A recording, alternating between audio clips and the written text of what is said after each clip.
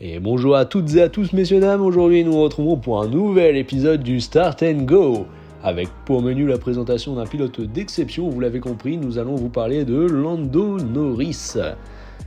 On va d'abord commencer par discuter de ses débuts, vous présenter là où il a premièrement commencé dans le sport auto et d'où vient cette passion pour la discipline.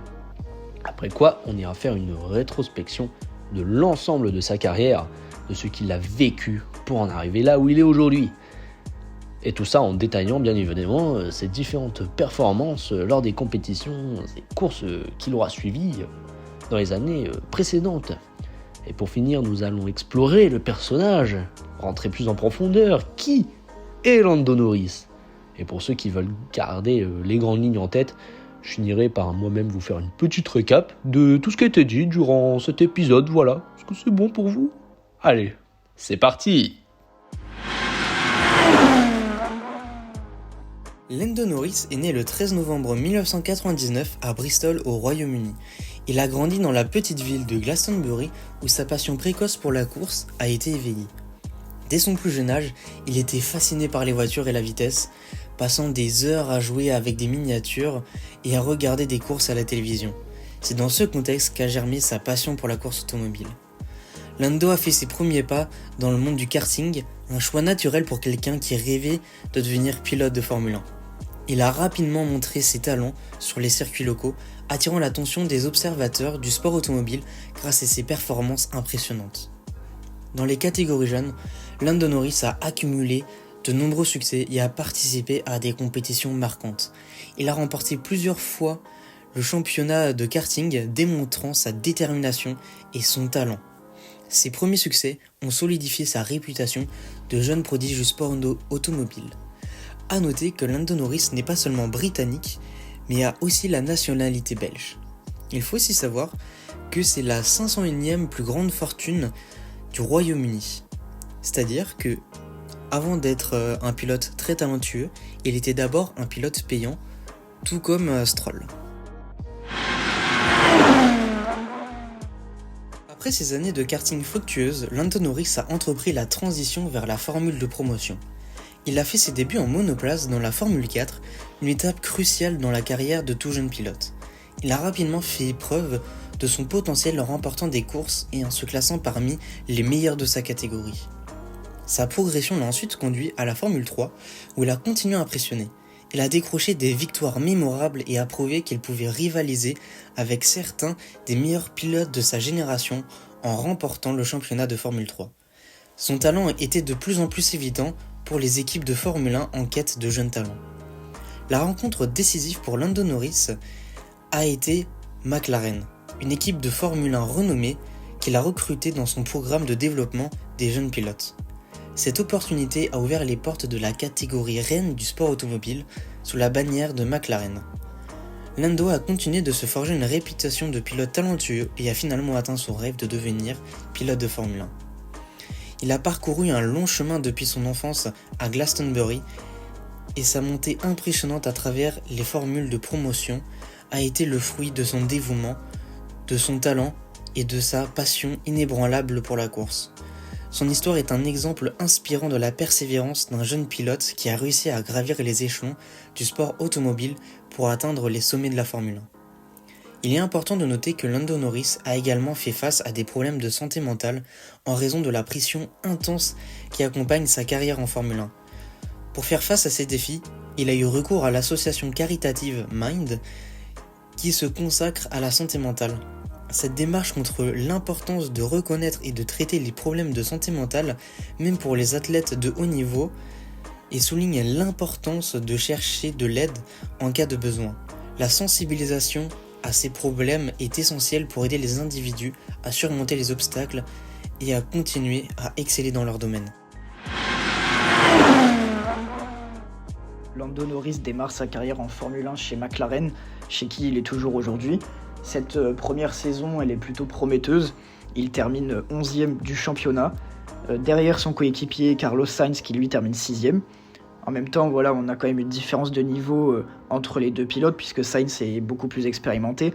Mais voilà, on s'attendait pas forcément à ce qu'un si jeune pilote puisse parvenir aussi proche du top 10 du championnat pour sa première saison. Et c'est vrai que voilà, c'est une saison qui est très prometteuse, mais il y a quand même des hauts et des bas, puisqu'il y a pas mal d'abandons, il y a 6 abandons, il me semble, durant cette saison. Et voilà, c'est un peu les montagnes russes, on va dire, mais il est quand même très bon en qualif. McLaren n'avait pas eu des résultats en qualification, de tels résultats depuis très longtemps, et c'est vrai que voilà, là ça annonce un petit peu la couleur.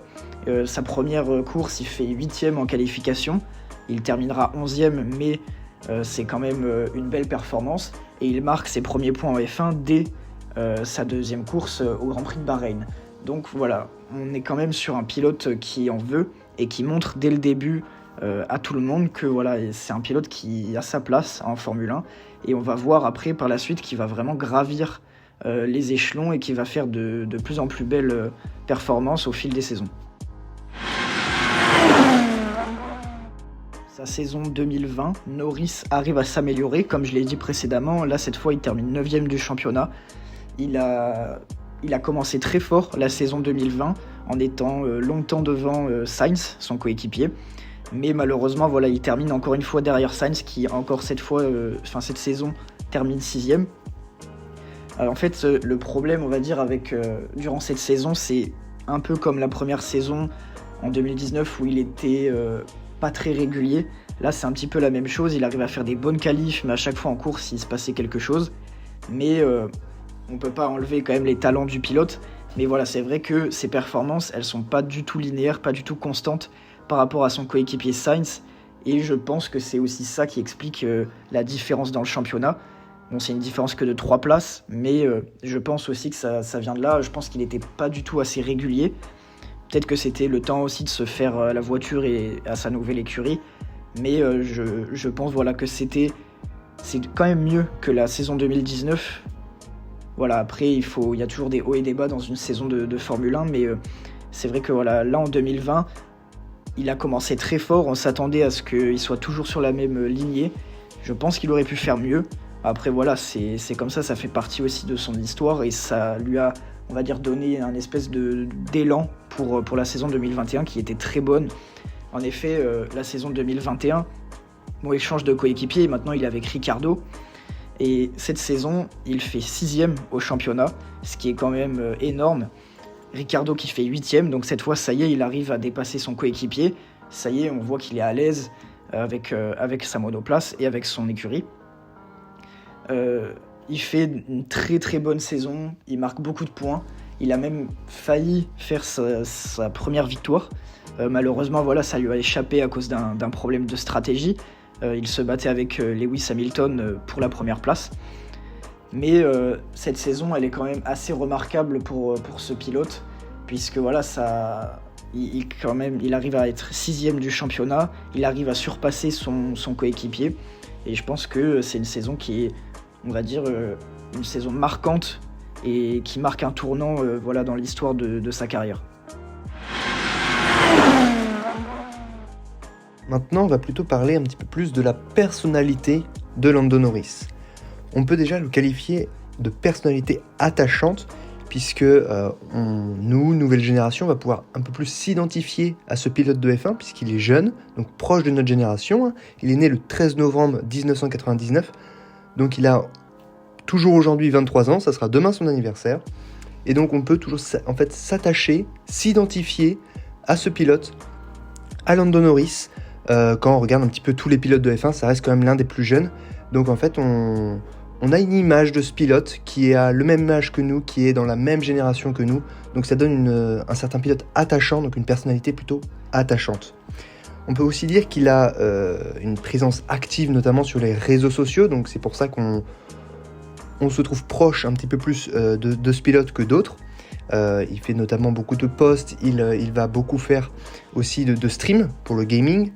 Il partage aussi énormément sa vie et différents aspects de sa vie, comme par exemple le sport. Quand il va à la salle de sport, il partage souvent ses petites séances. Il fait aussi beaucoup de communication à ses fans, donc à nous par exemple. Il a des relations interactives, on peut le voir par exemple sur des questions en ligne questions-réponses en ligne en live ou par exemple durant ses streams de jeux vidéo. Puis aussi évidemment durant les rencontres de fans, on le voit toujours sourire, on le voit toujours super accueillant et il va souvent nous voir pour être très très proche en fait du public. Concernant ses activités plutôt hors piste, c'est-à-dire autre que la F1, que son entraînement et toute l'atmosphère autour, comme la salle de sport qu'on disait tout à l'heure pour la F1, il fait aussi évidemment, comme je viens de le dire, beaucoup de jeux vidéo, donc c'est là qu'il va se streamer, mais aussi il s'est aussi un petit peu lancé dans toutes les associations caritatives, comme l'association Mind, qui a pour but d'augmenter la visibilité de la santé mentale, notamment dans le sport. Parlons maintenant un petit peu de ses défis et de ses objectifs. Alors en termes de défis, ça va être à peu près la même chose que pour les autres pilotes. On va avoir par exemple une pression médiatique qu'il va falloir supporter. À chaque fois quand il y a une course qui se passe mal ou qu'on crée un accident, il y a beaucoup de choses, beaucoup de commentaires notamment qui se font sur les réseaux sociaux envers l'un des pilotes. Donc ça reste une pression médiatique. En plus évidemment les journalistes qui peuvent essayer de pousser un petit peu le bouchon plus loin si je puis dire. Donc on a toujours quand même cette pression à supporter. Les pilotes doivent faire ça, donc ça reste quand même un gros défi pour l'ensemble des pilotes de F1 et donc dont Lando Norris. On a toujours évidemment une compétition qui est féroce entre tous les pilotes, même si aujourd'hui on l'a vu durant cette saison 2023, Max Verstappen est beaucoup plus loin que les autres pilotes, grâce à son pilotage évidemment, mais aussi sa voiture. On a quand même une très grosse compétition entre tous les pilotes, et on l'a vu avec Lando Norris, où à chaque fois il est toujours dans les points, il arrive à se battre dans les points, et souvent à être, notamment sur les derniers Grands Prix, à être en combat sur la route, face aux Mercedes, aussi bien sûr aux Alpines, mais aussi aux Aston Martin. Pour de ce qui est de ces objectifs, on peut dire que ce sont des objectifs pour la plupart communs à tous les pilotes. Ça va être gagner des courses, avoir un maximum de points pour soi, mais aussi pour l'écurie, pour le classement notamment du championnat. Donc on a quand même des objectifs qui vont être communs à tous les pilotes. Même si aujourd'hui McLaren, gagner des courses reste encore compliqué. Mais on a vu qu'ils sont souvent dans les points. On a vu sur les derniers Grands Prix que ils arrivent quand même à se battre pour les premières, enfin pas pour les premières places 1, 2, 3, mais plutôt dans les 5 premières places, ils y arrivent à pouvoir essayer de se battre. Et après, évidemment, au fur et à mesure de la course, ça devient de plus en plus compliqué. Donc le nombre de places, le classement pour un Grand Prix, je parle, évidemment régresse un petit peu. Donc ils arrivent toujours à finir dans les points, mais ce qui est un peu plus compliqué. Donc ça va être l'un des objectifs, évidemment, de Lando Norris et de McLaren, et évidemment de son coéquipier Piastri, d'essayer d'avoir un maximum de points, d'augmenter les capacités, donc c'est-à-dire leurs compétences pour réussir à pousser la voiture encore plus loin que ce qu'ils font aujourd'hui, ce qui est déjà énorme, ce qu'ils font aujourd'hui bien sûr, mais réussir évidemment à essayer de monter dans ce classement, puisque en début d'année on se disait McLaren plutôt en compétition avec Alpine par exemple, on a vu Aston Martin sortir nulle part, et aujourd'hui McLaren reste quand même une très très bonne écurie, et donc l'objectif évidemment va être essayer toujours de se battre au même niveau qu'aujourd'hui, mais c'est évidemment d'augmenter, comme toutes les écuries, d'augmenter leurs compétences, leur capacité, la capacité de la voiture, et que le pilote évidemment puisse aussi évoluer dans ce sens. Mais plus personnellement à Lando Norris, évidemment il y aura aussi un impact un peu plus social, puisque comme on l'a dit tout à l'heure, il est très proche de son public, il est très proche notamment sur les réseaux sociaux, donc il souhaite aussi avoir un impact social sur la nouvelle génération qui peut-être souhaite être pilote de F1, comme on disait dans la partie précédente, il souhaite aussi évidemment que la nouvelle génération puisse s'identifier à lui, ça fait aussi toujours rêver, un pilote de F1, ça fait toujours rêver, donc c'est aussi ça qu'il vient un petit peu chercher, puis il le fait toujours, on le voit, toujours beaucoup d'humour auprès de ses fans, donc c'est aussi ça qu'il souhaite évidemment garder pour faire plaisir à son public. Et aujourd'hui, vous savez, la F1 commence un petit peu plus à se démocratiser, donc c'est aussi ça que Lando Norris arrive super bien à faire, c'est réussir à mettre de l'humour, réussir à mettre du sérieux, mais marier tout ça à bien sûr le monde de la F1, du sport automobile. Et donc ça reste aussi les objectifs, c'est de pouvoir donner à son public l'image de ce que c'est qu'un pilote de F1, mais sans évidemment tout ce qu'on voit derrière, enfin du coup ce qu'on ne voit pas. et ainsi faire rêver tout son public. Alors les attentes pour la saison 2024 pour Lando Norris, elles vont être un peu comme on a dit pour les objectifs, ça va être essayer d'aller chercher un maximum de points, ça va être essayer de monter au niveau du classement général du championnat pour les écuries, donc pour McLaren. Ça va être ça évidemment, c'est comme pour toutes les écuries, essayer de s'améliorer tous les ans. Donc pour Lando Norris, ça va être essayer d'aller décrocher peut-être quelques victoires. Après évidemment, il faut que la voiture suive aussi. Mais évidemment, tout McLaren est là pour Lando Norris et pour Oscar Piastri pour essayer de leur fournir une voiture capable de rester dans les points, de combattre dans les points et peut-être même d'aller chercher des podiums, plusieurs podiums évidemment durant tous les Grands Prix de la saison 2024. Et me voilà de retour. Pour ceux qui n'auraient pas été trop attentifs durant cet épisode du Start and Go, voilà, chose promise, chose due, je vous lance ma petite récap de cet épisode. Allez, on se fait ça. Lando Norris est un pilote britannique qui a fait ses débuts en kart comme beaucoup. Il a gagné de nombreux championnats, voilà. Ensuite, il remporte des Grands Prix en F4 dans l'année 2015, Grande-Bretagne et Allemagne. Donc voilà, c'est pas trop mal pour une année. Il rentre ensuite en F3 chez Carlin Motorsport du coup. Mais le tournant de sa carrière s'effectuera lorsqu'il va être repéré et désigné par McLaren afin d'intégrer un programme de formation pour les jeunes pilotes, le programme McLaren Racing. Il remportera le titre de champion en F3 après 9 victoires sur 30 courses. Voilà, le monsieur, il rigole pas à l'époque, il était là. Après tout ça, il rentre en F2, donc encore chez McLaren pour la saison 2018, où il terminera vice-champion. Voilà, on a compris, à force, on a compris, j'ai envie de vous dire. Et c'est en 2019 qu'il atteint son objectif de rentrer en F1 chez McLaren, bien évidemment. Dans la continuité des choses, on ne change pas une équipe qui gagne. Et il termine 11e du championnat pour cette première saison en Formule 1. Bon, il reste dans le milieu de tableau, mais franchement, pour une première saison, pas mal. Ça s'applaudit. Il remonte un peu en 2020, en finissant cette fois-ci 9e. Il a gagné 2 places au tableau. Puis en 2021, il remonte 6e, 3 places au tableau. C'est franchement pas mal. Et il a échappé de peu d'ailleurs à la victoire durant cette année 2021, derrière Lewis Hamilton, qui était à l'époque franchement très on fire le bonhomme. Donc voilà, on peut dire que c'est un très bon pilote et qu'il ne cesse d'apprendre au fur et à mesure de ses longues années. Il réussit à remonter le tableau. On peut voir qu'il gagne en expérience et ça se fait ressentir dans le classement qu'il obtient à la fin de chaque saison. Et son parcours, je pense que c'est un exemple pour tous les jeunes. Il est passionné, déterminé, discipliné.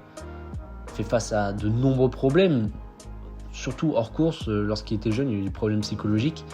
Il a réussi à les surmonter pour atteindre ses objectifs, pour un jour réaliser le rêve de tout pilote, piloter une Formule 1. Et je vais clore cet épisode en vous parlant de lui et de ce qu'il a fait pour continuer à rester un exemple. Il sert des réseaux sociaux pour démocratiser son sport, mais aussi fidéliser ses fans pour garder une certaine image évidemment, mais surtout pour continuer à rester cet exemple qu'il est pour les jeunes. Et je pense que c'est un modèle pour tout le monde, et cela qu'on soit intéressé ou non par le sport auto. Et voilà messieurs dames, c'est déjà la fin de cet épisode du Start and Go. J'espère que vous avez passé un bon moment auprès de mes camarades et moi, messieurs dames, que vous seriez dans les transports en commun, en train de cuisiner, en train de faire le ménage, de travailler, je ne sais pas. J'espère que vous avez passé un agréable moment auprès de nous. Et je vous donne rendez-vous une prochaine fois, finalement. Allez, portez-vous bien et à la prochaine.